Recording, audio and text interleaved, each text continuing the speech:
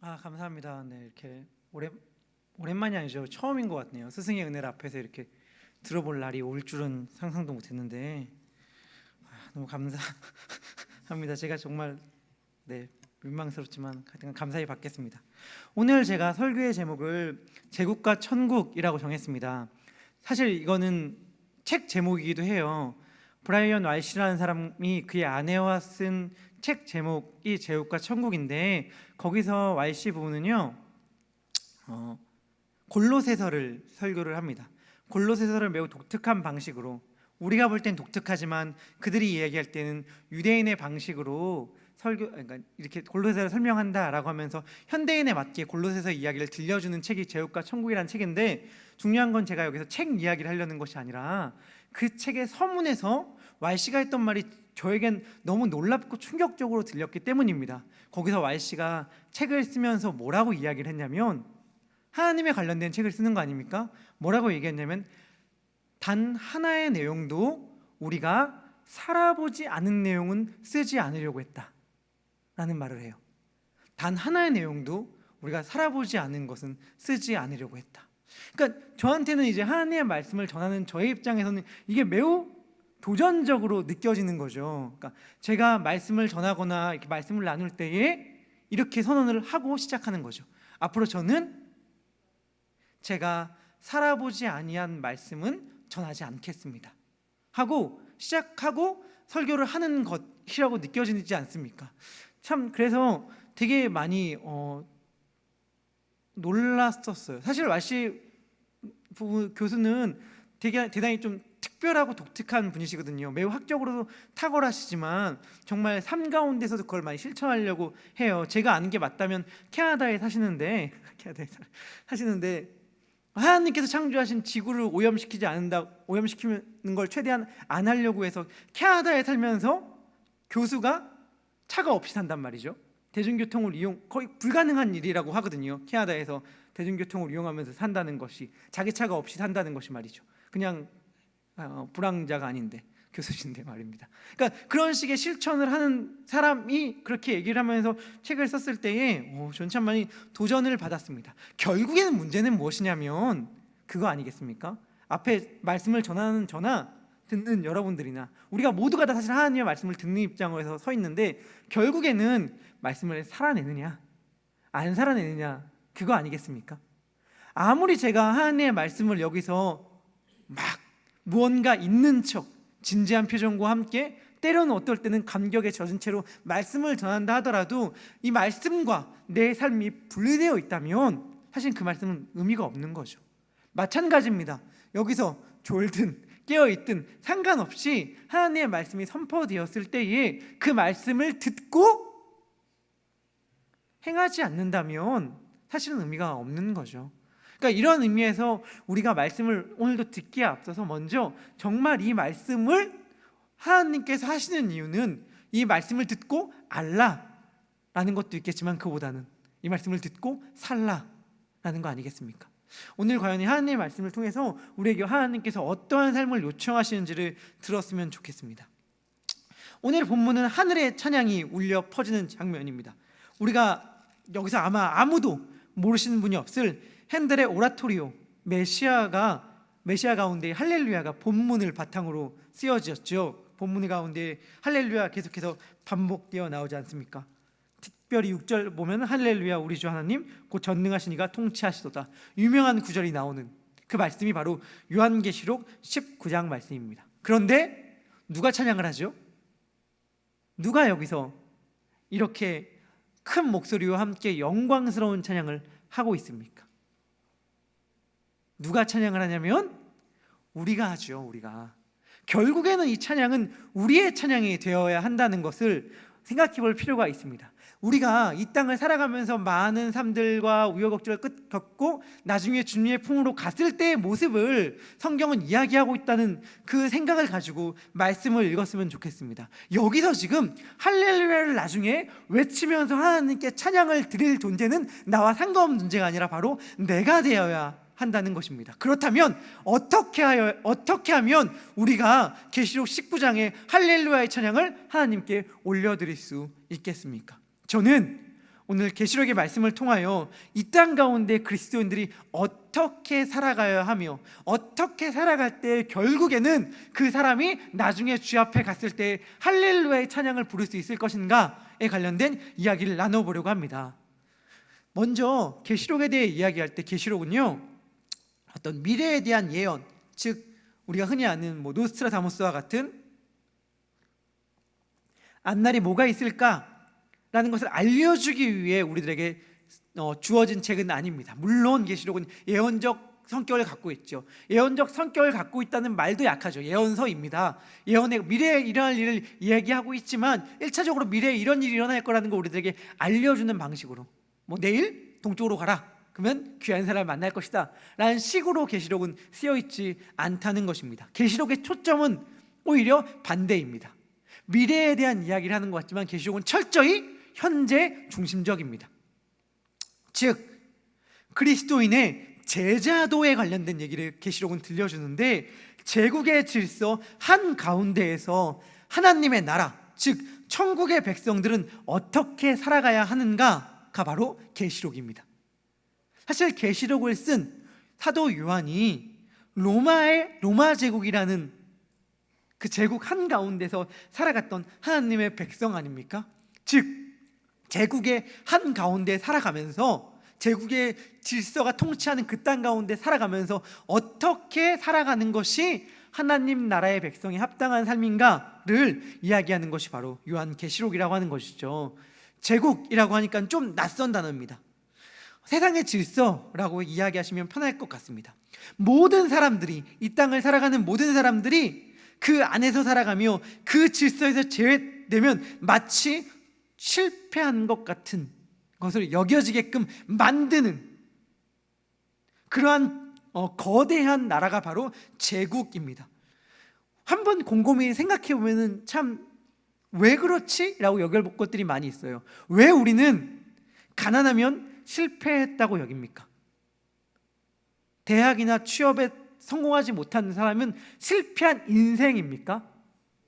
남들보다 수입이 좀 적거나, 이건 제가 설교문에 적었는데 해야 될까? 결혼을 못하거나 이러면 실패한 인생인가요? 아니죠. 아니요. 그렇게 말씀하면 제가 회개합니다. 좀 죄송합니다. 근데 경쟁에서 마치 도태되면은 실패자입니까? 이것을 마치 실패한 것처럼 몰아세우고 그러기에 바득바득 경쟁에서 이겨야 되게끔 몰아붙이는 질서를 강요하는 것이 바로 제국이라는 것이죠. 그것이 바로 제국의 질서입니다.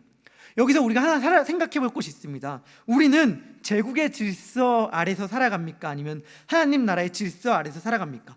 하나님 나라의 질서 안에서 살아간다는 것이 무엇인지 소개하지 않았지만 알 수 있는 방법이 있죠.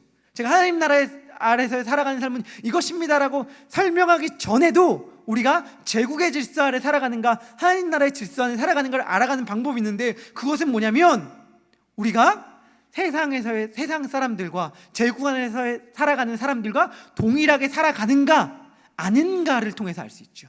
우리는 구별되게 살아가는가 아닌가 하는 것 말입니다. 거룩이라는 말 자체가 구별하다는 말이잖아요. 우리는 모두가 다 동일합니다. 이거 하나는 동일할 것 같아요.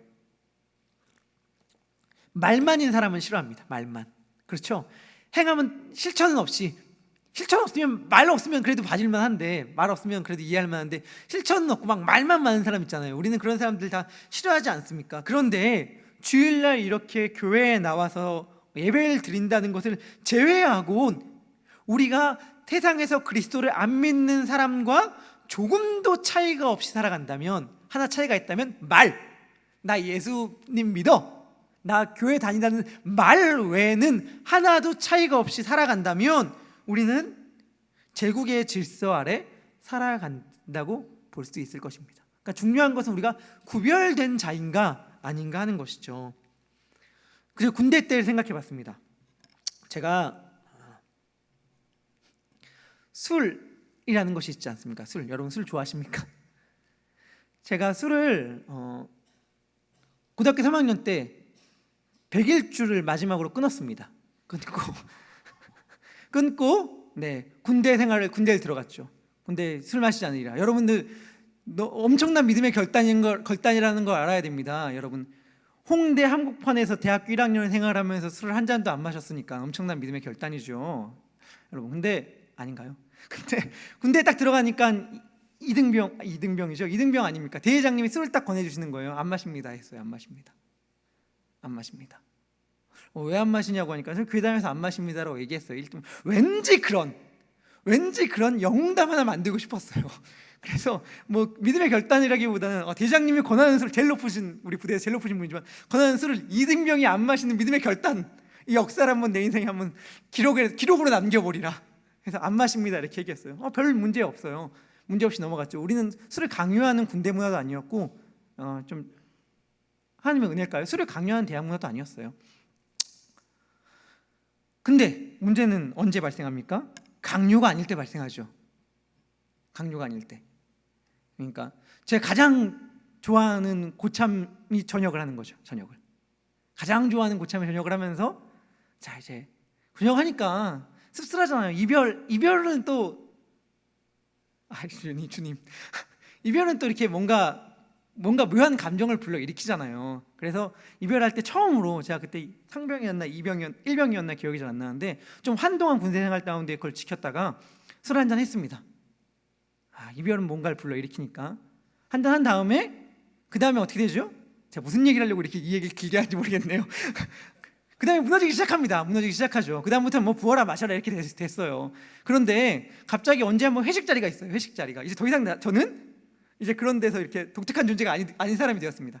회식 자리가 있는데 이제 술이 이렇게 쭉 도는데 갑자기 고참 한 명이 저한테 얘기하는 거예요. 술 따르는 거. 얘는 주변 친구한테 얘는 크리스천이니까 안 마셔 이렇게 얘기하는 거예요.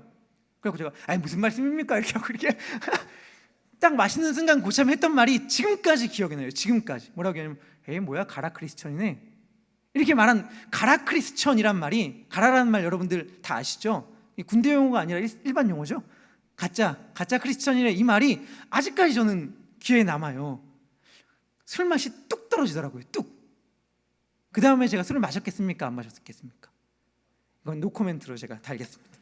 자, 순간 중요한 건 뭐냐면 세상 사람들이 교회를 안 다니는 사람이 교회를 다니는 제가 세상 사람들과 구별되어 있지 않은 모습을 하니까 가짜 그리스도인이네 라는 말을 했다는 것이죠. 이게 저한테는 되게 큰 의미로 와닿았어요. 왜 와닿았냐면 일단은 술 마시는 게 옳고 그름의 문제일 수 있죠. 하여튼 근데 저는 옳다 그르다 문제 얘기하려는 것이 아니라 구별됨에 관련된 얘기를 하고 싶었던 거거든요. 구별됨. 정말 나는 제국에서 제국의 질서를 따라 살아가는 사람들과 구별되게 살아가고 있는가에 관련된 얘기를 하고 싶은 거예요. 여러분들은 그리스도를 모르는 사람들과 구별된 삶을 살아가고 있습니까? 우리 한번 계시록을 통해서 과연 그렇다면 제국의 질서는 무엇이고 하나님의 질서는 무엇인가를 한번 찬찬히 살펴봤으면 좋겠습니다. 계시록은요 제국의 전형으로 바벨론이라는 나라를 설명합니다. 바벨론은 역사상 존재했던 한 특정한 국가를 말하는 것이 아닙니다. 물론 바벨론이라는 나라가 실제했죠. 우리나라가 신라, 고구려, 백제, 페르시아 이런 나라들이 있듯이 바벨론이라는 나라도 실제했습니다. 하지만 단순히 어떠한 특정한 나라를 말하는 게 아니에요. 베드로 전서는 5장에서 베드로가 이렇게 마무리를 합니다. 바벨론에 있는 교회가 너희에게 문안한다 라고 말할 때 이 말은 되게 궁금증을 불러일으킵니다. 왜냐하면 이때 바벨론이라는 나라는 존재하지 않았기 때문이죠. 그래서 로마를 가리켜서 바벨론이라고 표현했다고 이야기를 하는데 바벨론은 당시 없었기 때문에 왜 로마를 가리켜 바벨론이라고 말했겠습니까? 왜냐하면 사실은 우리가 볼 땐 다른 나라지만 하나님의 관점으로, 성경의 관점으로 보면 로마나 바벨론이랑 같은 나라거든요. 제국이란 말이죠. 그래서 예전에 요한계시록을 수요예배 가운데 담임 목사님께서 쭉 강해 설교를 하시면서 이러한 표현을 사용하셨어요. 바벨론이란 나라는 성경에 나와 있는 역사상 많은 나라들인데 사실 역사상 등장했던 제국으로 등장했던 많은 다양한 나라, 페르시아든 바벨론이든 로마든 아니면 현재 강대국이라고 말하는 미국이든 중국이든 어쨌든 많은 나라는 실상 한 나라다라고 해서 단일 국가의 다중 현현이다라는 말을 했어요. 사실상은 하나의 한 나라인데 그것이 매우 다양한 이름으로 나타났다는 것이죠. 하지만 다양한 이름으로, 다양한 모습으로, 다양한 형태로 나타났다고 해도 그것은 사실은 한 나라, 제국이라는 것입니다. 오늘날로 따지면 강대국이라고 할 수 있겠지만 사실은 강대국만은 아니에요. 한국도 마찬가지입니다. 왜냐하면요, 우리가 흔히 메가처치다라고 요즘에 많이 하면서 큰 교회의 문제점들을 많이 지적하지 않습니까? 그런데 큰 교회의 문제점들을 많이 지적할 때에 작은 교회는 제외가 되는가? 아닙니다. 왜냐하면 작은 교회라 하더라도 그 안에 큰 교회가 욕망하는 것을 동일하게 욕망하고 있다면 동일한 문제점 하에 노출되어 있는 것이죠. 그래서 그것은 사실상 그 욕망하는, 추구하는 욕망이 동일한 거기 때문에 동일한 올무 안에 있는 것입니다. 나라가 힘이 없다고 해도 추구하는 가치와 질서가 제국, 큰 나라, 강대한 나라와 동일하고 그들을 어떻게든 닮아가려고 노력한다면 역시 제국인 거죠. 제국의 정신 아래 사로잡혀 있는 것 아니겠습니까? 그러니까 바벨론 정신에 사로잡혀 있는 것이죠. 그런데 바벨론에 많은 특징이 있는데 저는 오직 오늘 한 가지에 주목해 보려고 합니다. 그것이 바로 계시록 18장에 나오는 것인데요. 성경책 갖고 계신가요? 성경책 갖고 계시면 계시록 18장 한번 2절, 3절 말씀 우리 한번 함께 읽어봤으면 좋겠습니다. 계시록 18장 우리가 본문 읽은 거에 앞절인데요. 18장 2절, 3절 말씀 우리 함께 읽도록 할게요. 힘찬 음성으로 외쳐 이르되 무너졌도다 무너졌도다 큰 성 바벨론이여, 귀신의 처소와 각종 더러운 영이 모이는 것과 각종 더럽고 가증한 새들이 모이는 곳이 되었도다. 그 음행의 진노의 포도주로 말미암아 만국이 무너졌으며 또 땅의 왕들이 그와 더불어 음행하였으며 땅의 상인들도 그 사치의 세력으로 치부하였도다 하니라 라고 이야기를 합니다. 여기서 물론 더럽다, 가증한 것들이 모인다, 음행이 있다 라고 이야기를 하지만 전 여기에 하나 포커스를 들어갑니다. 바로 상인, 사치, 치부, 바로 경제입니다. 바벨론 제국의 대표적인 특징은 상업, 경제, 매매하는 것입니다. 사고 파는 것이죠. 이것이 바벨론 제국의 특징입니다. 이것이 뭐가 문제입니까? 네, 문제입니다. 왜냐하면 나중에 읽어나가 읽겠지만 뭐든지 다 사고 팔 수 있다고 생각하는 정신, 즉 돈이면 다 된다고 생각하는 것, 그리고 돈을 쌓아두고 그것을 누리는 것을 제일 큰 목적으로 삼는 것, 이것을 가득하기 위하여 성을 크게 쌓고 견고하게 쌓고 음행을 저지르고 뭐든지 돈으로, 돈이면 다 돼 라고 하면서 살아가는 것이 바로 바벨론 직서의 핵심이더라 라는 것이죠. 11절을 보면, 계시록 18장 11절을 보면 바벨론에 사는 사람의 대표격인 존재로 등장하는 사람이 상인이라는 것을 알 수 있습니다. 상인이 바벨론의 대표인데 상인이 울고 애통합니다. 왜냐하면요, 다시는 바벨론의 상품을 사는 자가 없기 때문이죠. 그런데 그 상품의 목록이 12절부터 13절까지 나옵니다. 제가 한번 읽어볼까요? 무엇을 사고 팔았는지 읽어보겠습니다. 11절부터 읽을게요. 땅의 상인들이 그를 위하여 울고 애통하는 것은 다시 그들의 상품을 사는 자가 없음이라. 그 상품은 금과 은과 보석과 진주와 세마포와 자주옷감과 비담과 붉은 옷감이요, 각종 향목과 각종 상아 그릇이요, 값진 나무와 구리와 철과 대리석으로 만든 각종 그릇이요, 계피와 향료와 향과 향유와 유향과 포도주와 감람류와 고운 밀가루와 미리요, 소와 양과 말과 수레와 종들과 사람의 영혼들이라 라고 성경은 이야기합니다. 뭐까지 사고 팔았다고 이야기합니까? 맨 마지막 보면 사람의 영혼까지 사고 팔았다고 이야기를 하는데, 이게 참 놀라우면서 놀랍지 않은 까닭은 뭐죠? 우리 시대와 동일하기 때문이죠. 우리 시대와 동일하기 때문에. 계시록 13절, 방금 읽은 13절은 이렇게 번역할 수 있어요. 종들과 사람의 영혼들이라고 번역할 수도 있고요, 종들 곧 사람의 영혼들이라고도 번역할 수가 있어요. 다시 말하면 뭐냐면 어떤 의미로 되든 간에 어떤 존재는 돈으로 사고 팔 수 있는 존재인 거예요. 그 영혼까지 돈으로 사고 팔 수 있는 존재가 되는 것이죠. 이것이 바로 제국의 질서입니다.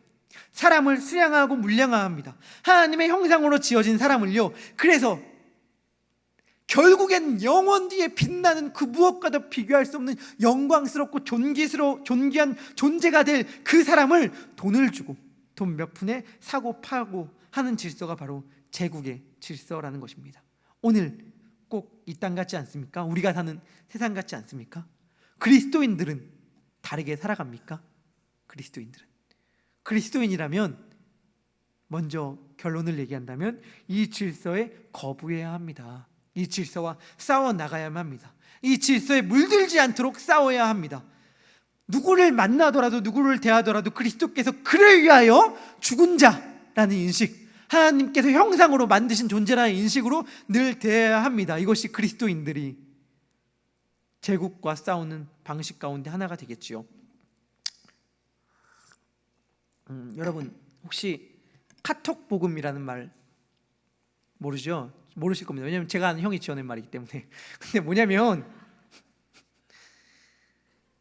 좀 됐는데요, 페이스북이나 카톡들로요, 우리 특히 어르신 장년 성도들에게 막 어떤 특정한 막 성경 관련된 막 문자들이나 내용들을 막 카톡이나 페이스북이나 이런 거로 막 돌려보시는 성도분들이 계시다고 아는 형이 많은 걱정을 하셨어요. 왜냐하면 그 많은 성경 해석들이 어떻게 보면 건강하다고 보기보다는 약간 음모론적이며, 제가 볼 때는 아니라 맞는 표현인데 잘못된 세대주의적 관점으로 많이 경도된 잘못된 건강하지 않은 내용, 성경을 다뤘던 내용들이 막 SNS를 통해서 카톡이나 페이스북을 통해서 막 돌려보는데, 중요한 건 아는 형이 목사인데 안타깝게 여겼던 게 뭐냐면 목회자한테 말을 안 한다는 거예요. 마치 한국의 복음이 처음 들어왔을 때 막 들키면 끌려가니까 막 쪽복음 막 몰래 돌리듯이 막 성도들끼리 그렇게 막 카톡으로 막 돌려보내면서 막 목사들한테 막 숨기고 막 이래서 너무 답답하다라는 식으로 이야기를 했는데, 제가 그런 이야기 가운데 하나를 오늘 계시록하니까 들려주려고 합니다.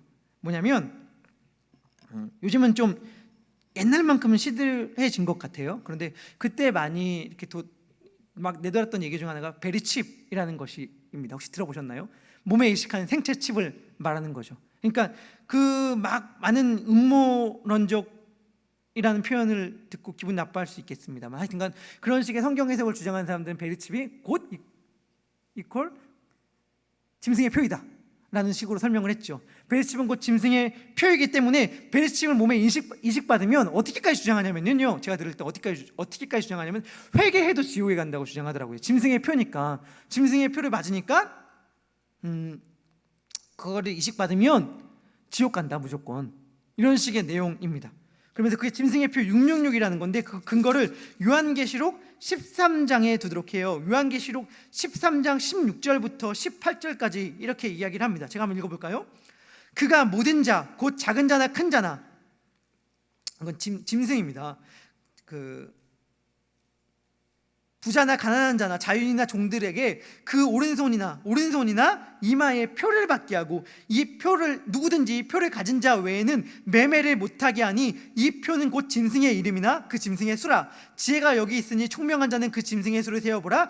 그것은 사람의 수니 그의 수는 666이니라. 우리가 한 번씩은 들어봤을 666이라는 말이 여기 나옵니다. 여기서 말하는 짐승의 표, 그들이 이마나 오른손에 받는 표가 베리칩이라는 거죠. 그래서 이 베리칩을 받게 되면 이건 짐승의 표니 지옥에 간다 라고 이야기를 합니다. 왜 오른손이나 이마에 받느냐? 이것은 아시는 분 계셔요? 제가 비밀을 알려드리겠습니다. 왜냐하면 태양열로 충전되기 때문이죠. 한여름이든 한겨울이든 밖에 노출되는 곳은 손목과 아닙니까? 그러니 여기에 딱 심어 놓으면은 태양열로 충전을 되기 때문에 충전을 이렇게 하고 나중에 딱 가게 가면은, 실제로도 요즘에도 몸에 이식한 사람도 있죠. 그러니까 그거로 상거래나 다 이렇게 하는데, 그 상거래나 이렇게 하는 세상이 안 온다라는 걸 얘기하려는 것이 아니라 그것이 곧 짐승의 표고, 그렇게 받으면 무조건 지옥에 간다라는 이야기가 떠돌았습니다. 그런데 사실은 이게 태양열로 충전된다는 것을 사도 요한이 미리 예견하고 썼을 수도 있겠으나 그럴 가능성은 제가 볼 때는 없고, 사실은 계시록의 전체적인 문학 양식을 알아야 돼요. 계시록에 등장하는 사탄의 특징을 알아야 되는데, 계시록에 등장하는 사탄의 특징은 뭐냐면 하나님을 모방하는 것입니다. 사실 이것은 제가 예전에 설명한 적이 있었는데, 하나님의 형상에 관련돼서 설명한 적이 있었는데 당연합니다. 왜냐하면 악은 그 자체로 존재할 수가 없고 원형에 기생하여야만 가능한 거기 때문에 좋은 것을 왜곡시키고 부패하는 방식으로 존재하는 것이 사탄이기 때문에 사실은 하나님의 것을 왜곡하고 부패하고 모방하는 방식으로 사탄은 일을 합니다. 그것이 계시록에 등장을 해요. 예를 들어 하나님의 거룩한 선 삼위일체가 사탄이 모방을 합니다. 그래서 용, 짐승, 음녀 세 존재가 등장을 하거든요. 혹 또 그뿐만이 아니라 마치 예수님이 죽었다가 다시 살아나는 것처럼 그 짐승도 죽었던 것 같은데 다시 살아나서 많은 사람들을 놀래키게 합니다. 마찬가지로 이마나 손에 표하는 것도 마찬가지예요. 신명기 6장에서 보면 하나님께서 말씀하시거든요. 하나님의 말씀을 미간과 손목에 메고 쓰라고 이야기를 해요. 그것이 곧 표이기도 하단 말이죠. 즉 여기서 사탄 짐승이 하는 일은 뭐냐면 하나님의 일을 모방하는 행동을 하는 것입니다. 자기의 방식으로 말이죠. 사실 그래서 이마에 인치는 행동은 하나님께서 자신의 백성을 구별하기 위하여 하는 행동으로 성경에서 기록되거든요. 에스겔에서 9장이나 계시록 17장이나 14절에 보면요. 그런데 계시록에서는 하나님께서 자신을 믿는 자신의 백성에게 이마에 인을 칠 때에 그 이마에 어린 양의 이름을 썼다라고 이야기를 합니다. 신명기서 6장에서는 하나님의 말씀으로 미간과 손목에 매라고 했는데 사실 예수 그리스도께서 하나님의 말씀이 육신이 된 존재니 이 둘은 의미는 같겠지요. 하나님의 백성으로 구별된 자의 표식 아니겠습니까? 즉 하나님의 백성으로 구별된 자들이 있는 거고 제국의 질서를 따라 살아가는 사람들이 있는 것인데 이것을 대조해서 사도 요한은 지금 설명하고 있는 것입니다. 근데 하나님의 말씀 곧 예수 그리스도와 대조되어 짐승의 수인 666이 등장합니다.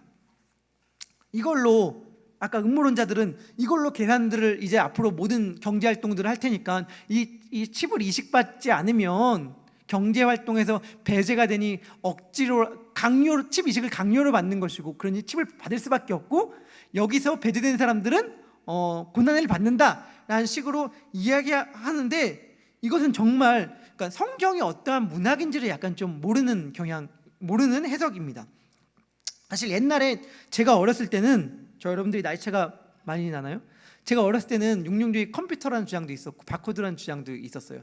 저는 이런 데 관심이 좀 많기 때문에 도서관 가서 666이 바코드라라고 주장하는 책을 보는데 한 300페이지 정도 채는 책이 오로지 666이 바코드임을 증명하기 위해서 300페이지를 할애합니다.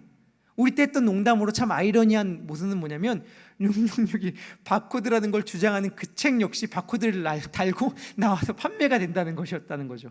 그러니까 참 시대가 바뀌면서 결국엔 우리가 살아가는 시대가 맨 마지막 시대이기 때문에 먼 훗날 주님의 재림이 당장 일어나지 않는다면 또 그 시대에 알맞은 무언가가 등장할 거예요. 근데 제가 하고 싶은 말은 이겁니다. 뭐냐면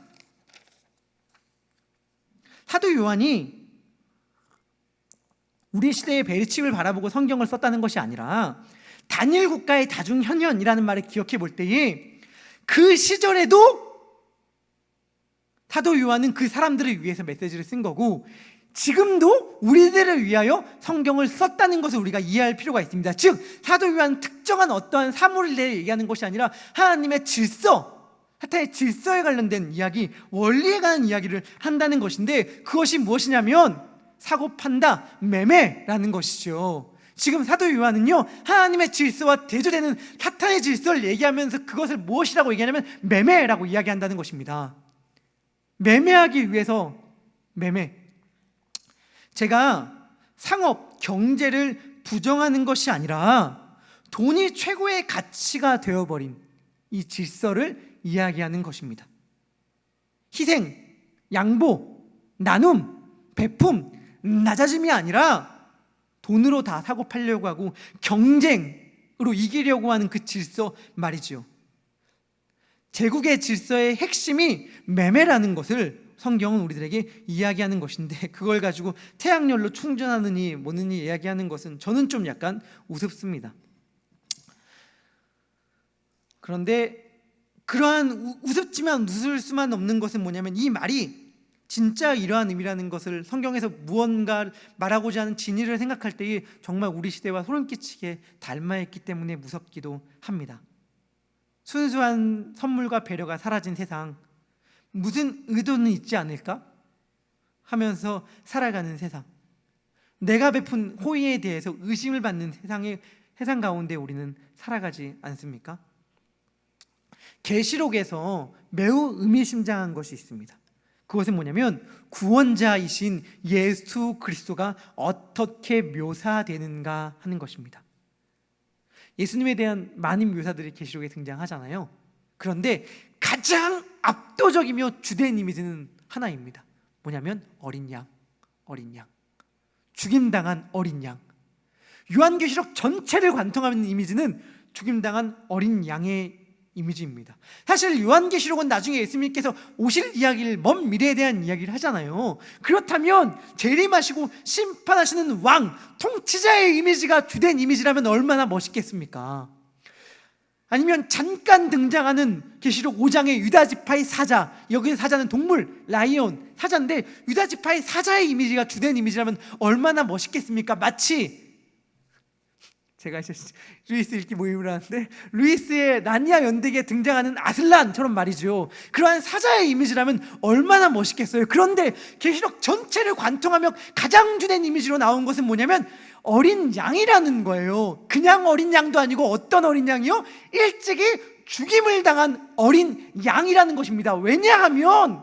왜냐하면 거대한 제국의 질서 한가운데 하나님의 나라를 성취시키는 방법은 죽음을 당한 어린 양의 길밖에 없다는 것을 계시록은 우리에게 이야기해 주기 때문입니다. 계시록은 제국의 한복판에 살아가는 우리들에게 어린 양의 길을 걸어가라고 이야기를 합니다. 매매, 사고 파는 것이 상식인 세상, 그리고 이 거래와 경쟁에서 배제되면 실패한 자가 되어버린 것 같은 세상에서 희생하라고 얘기하고 거저주라고 얘기하고 베푸라고 얘기하고 손해보라고 이야기하는 것이 바로 계시록입니다. 이것이 계시록이에요. 제국의 한복판 한가운데에서 하나님 나라의 방법으로 살아가라. 그런데 단순히 살아갈 그때에 그냥 손해보고 죽는다, 손해보고 끝난다 라고 성경은 이야기하지 않습니다. 성경은 이렇게 살아갈 때에 이 땅 가운데 하나님의 나라가 이루어진다 라고 이야기를 합니다. 바로 그것입니다. 왜냐하면 예수 그리스도로 말미암아 이 땅에 하나님의 나라가 이루어져 가고 있지 않습니까? 예수 그리스도가 그냥 십자가에 달려 죽고 끝났나요? 아니죠. 그로 말미암아 뭐가 탄생되었죠? 교회가 탄생되었지 않습니까? 교회가. 누군가는 이야기를 합니다. 유명한 말입니다. 예수는 하나님 나라에 대해 이야기했으나 이 땅에 온 것은 교회였다. 교회에 대한 부정적인 말로 흔히 많이 하는 말이지만 많이 오해하는 말입니다. 왜냐하면 하나님의 나라는 완성해 가는 것이라는 것을 많이 모르고 하는 말이거든요. 하나님의 나라는 완성품으로 즉각 딱 주어지는 것이 아니라 교회로서 완성되어 갑니다. 이 땅 가운데에선 말이죠. 예수 그리스도는 이 땅 가운데 죽은 것이 그냥 죽고 끝난 것이 아니라 교회를 남겼습니다. 교회는 그래서 이 땅 가운데에서 하나님의 나라를 드러내는 공동체로 사명을 띠고 있습니다. 우리가 교회입니다.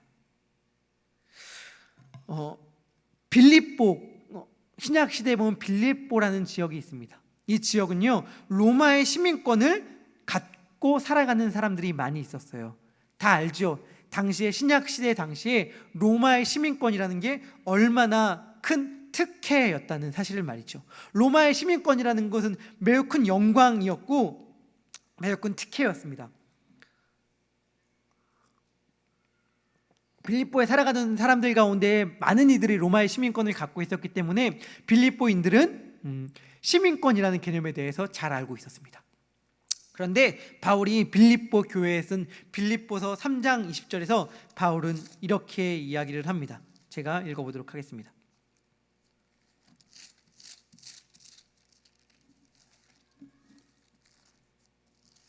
에베소 빌립보 3장 20절 제가 읽어볼게요.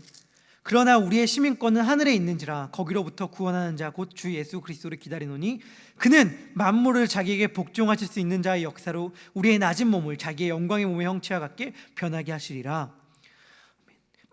빌립보서에서 바울은 이렇게 이야기합니다. 그러나 우리의 시민권은 하늘에 있는지라. 우리는 하늘의 시민권을 가진 자이다 라고 바울이 이야기할 때에 바울의 의도가 있었습니다. 뭐냐면 당시에 로마의 시민권을 갖고 있던 사람들의 목표는요, 내가 지금은 빌립보에 살고 있지만 내가 로마로 돌아가리라.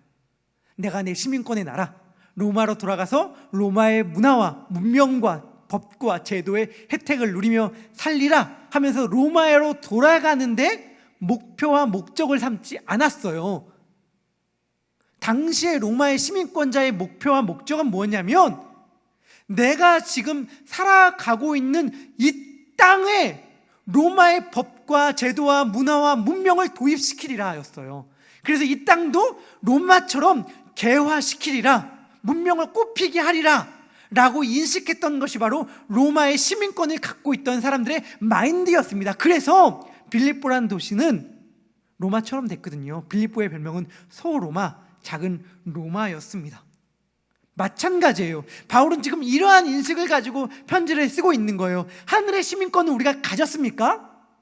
교회는 하늘의 시민권을 가진 자입니까? 그렇다면 하늘의 시민권을 가진 자로 나중에 돌아갈 그 하늘 바라보면서 언제 하늘 올라가나, 주님 언제 오시나, 그날만 기다리면서 살아갈 것이 아니라 이 땅 가운데에 하늘나라의 질서를 가지고 살아가라, 하늘나라의 질서를 이 땅 가운데 살아내라 라는 목적을 가지고 바울은 편지를 썼다는 것이죠. 우리는 천국에 가야지, 어서 죽자가 아니라 우리가 있는 이곳 가운데의 천국의 질서를 살아내고 전파해야 합니다. 계시록 18장을 보면요, 도무지 무너질 것 같지 않았던 거대한 제국 바벨론이 순식간에 멸망합니다. 큰 성, 견고한 성 바벨론이요, 조금도 어떤 위협에도 흔들리지 아니할 것 같은 바벨론이 무너집니다. 18장 7절에서 이렇게 이야기를 합니다. 뭐라고 얘기하냐면 그가 얼마나 자기를 영화롭게 하였으며 사치하였든지 그만큼 고통과 애통함으로 갚아주라. 그가 마음에 말하기를 나는 여왕으로 앉은 자요 과부가 아니라 결단코 애통함을 당하지 아니하리라. 지금 바벨론에 앉은 자가 이야기하는 겁니다. 여인이 얘기하는 거예요. 나는 여왕이지 과부가 아니다. 나는 결단코 애통하지 않겠다. 내가 울 일은 없을 것이다 라고 이야기를 해요. 우리들의 사고방식이죠. 우리들은 안 망할 것 같다고 생각합니다. 현실 속에서는 그렇게 생각해요. 제국이 우리들의 사고를 막아버립니다. 여러분, 거대한 기업이 한국에서 세계 1, 2위를 다투는 기업 망할까요? 안 망할까요? 세계에서 1, 2위를 다투는 기업들이 망할까요? 안 망할까요?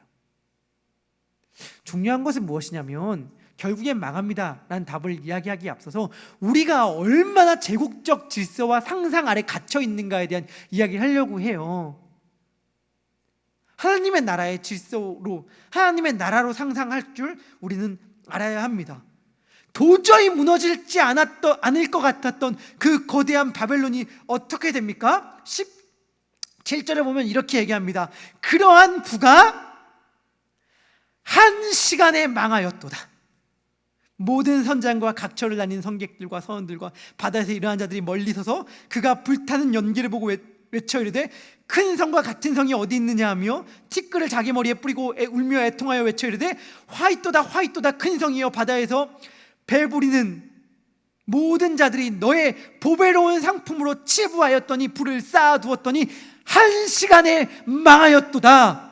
거대한 성 바벨론 도저히 무너질지 않을 것 같아서 누가 나에게서 눈물을 흘리게 하랴라고 외쳤던 그 바벨론이 한 시간에 한순간에 망하여 내리더라 라는 것이죠. 그렇다면 우리는 무엇을 붙들고 살아가야 하겠습니까? 바벨론이 무너질 때에 울며 애통하는 자가 되겠습니까? 아니면 바벨론이 무너질 때에 19장 1절부터 8절까지의 영광스러운 찬양을 부르는 자가 되겠습니까? 19장 1절부터 8절까지의 영광스러운 찬양을 부르는 자가 되려면 어린 양의 길을 걸어가야 합니다. 낮아져야 하고 희생해야 합니다. 피 뿌림의 길을 걸어야만 합니다. 예수 그리스도는 일찍이 죽임당한 어린 양이 되심으로써 하나님의 나라를 만들으셨습니다. 우리 역시 하나님의 나라를 만들어가는 자로서 어린 양의 이름으로 우리들의 자신을 희생하고 내어주어야만 합니다.